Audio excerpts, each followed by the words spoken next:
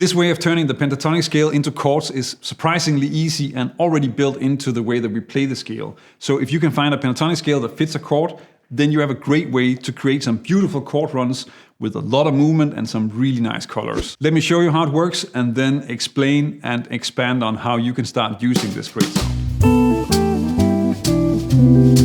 This is a fill to fit a C major 7. And the pentatonic scale that I'm using here is E minor pentatonic. I'll go over choosing the scales in a bit. Here I'm turning the pentatonic scales into chords by playing 3 notes at a time. In the previous example, I used these 4 chords. So I'm really just thinking of them as playing notes in the scale. I'm not thinking 4 different chords. The combined sound of all of them is what works, and they fit together perfectly because they're in that scale. Now, of course, you can do this for an entire position, and you can also use the same chords but change how you play them.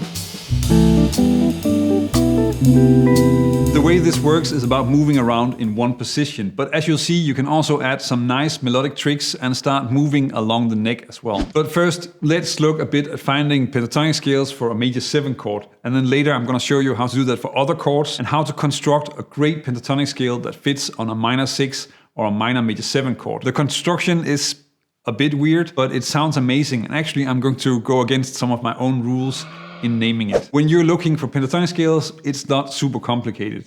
A C major 7 chord is either the 1 chord or the 4 chord in a major scale. If C major 7 is the 1 chord in C major, then you have 3 possible minor pentatonic scales: A minor, D minor, and E minor. In this case, the D minor pentatonic is not really going to sound like a C major 7, mainly because of the F, but both A minor and E minor work really well. Now, if you look at the notes of A minor pentatonic, that is really just a C6-9.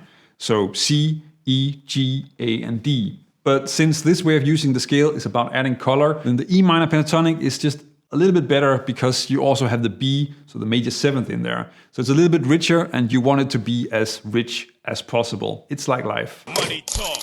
Here comes the money. The same type of analysis works if C major 7 is the 4th degree. Here the scale would be G major, and the available pentatonic scales would be E minor, A minor, and B minor. Now E minor and A minor, I already talked about these because they're also in C major, but in this case the B minor is interesting because it has the 2 important notes for the chord, so E and B, the 3rd and the 7th, and then you have the 9th, 13th, and the sharp 11. So it can also be a very useful scale for the chord, giving you a sort of open, floating Lydian sound. One thing that it's important that you realize with this approach is that playing these pentatonic chord runs is a bit like arpeggiating a chord. If you arpeggiate a chord, then you have to hear a few notes before you can hear what chord it is. And this kind of works the same. So not all 3-note pentatonic chords are complete versions of, for example, a C major 7, but the entire chord run will sound like a C major 7. If you look at the 2nd chord, it's A, D, and G, so it lacks the E and the B, but those notes are in the surrounding chords, so the whole thing still works. In fact, this is similar to how you use chordal voicings, where you move around the voicing, and sometimes it's not a complete chord, like this 2-5-1 in C major. Here the chords on beat 2 and 3 are not really complete D minor 7 or G7 altered voicings, but the entire thing still works as a 2-5-1, as you can probably hear. In the end, just come up with something that sounds cool and it'll probably work. Let's try it out on a minor 7 chord and explore moving out of positions, which can really make things a lot easier. If you look at the 3 pentatonic scales in C major and compare them to a D minor 7 chord, then it makes sense that the scale that will work the best is the D minor pentatonic, since that's the only one that has both a 3rd and the 7th, so F and C. Now, instead of playing in position, then you can also move along the neck and turn that into some beautiful moving harmony that actually often makes things easier to play. The basic D minor pentatonic voicings will be something like this. And you can easily turn that into a beautiful 2-5-1, and notice how I use the E minor pentatonic scale as a short extra fill on the C major 7.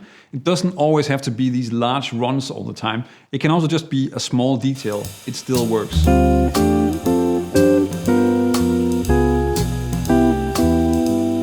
Now you can cover a lot of ground already, so I guess it would be nice to find a scale for a minor 6 or a minor major 7 chord. Let's look into that. I actually hate the name that I gave this scale, but it is by far the easiest way to construct it, so that's why I'm sticking with it, even if it annoys every pedantic, theoretically correct principle in my brain. You can't handle handle the truth. The scale that I want to use is a scale that fits over a minor chord with a major 6 and a major 7th, which is really just the sound of melodic minor. For C major 7, you have E minor pentatonic, with all the nice colors and all the extensions. If only we had something like that for a minor chord. Oh, wait. So here I'm essentially just taking the E minor pentatonic scale and changing the E to an E flat, hence the flat 1 pentatonic scale. A better name for this scale is actually G major flat 6 pentatonic, which I believe I learned from Rick Beato. I'm not really sure where I got that. Let's put this to use. If you want some pentatonic chord magic on an A minor 6, then you use the C sharp minor pentatonic, but change the C sharp to a C, which gives you E major pentatonic flat 6. And now you can create 3-note voicings like this.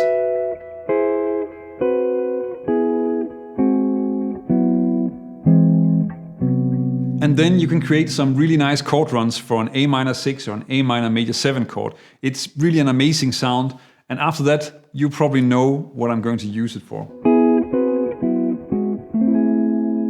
Now that you have a great pentatonic scale for a melodic minor sound, then the next thing to do is, of course, to put it to use on an altered dominant. And this is going to be a few steps, but it's definitely worthwhile. Let's take G7 altered. G altered is A flat melodic minor. The pentatonic scale for A flat melodic minor is C minor with the C turned into a B, so this scale. And then you have these chords.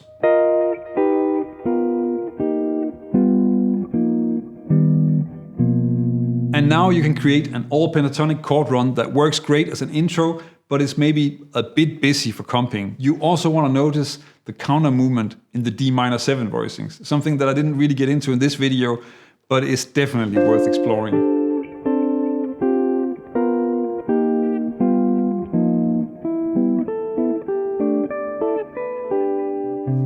One of the best places that you can put this to use is to use it as fills, intros and endings on a chord melody arrangement. And if you want to develop a solid method for making your own chord melody arrangements, then check out this video that covers my take on that and also the story of the first chord melody arrangement that I ever made.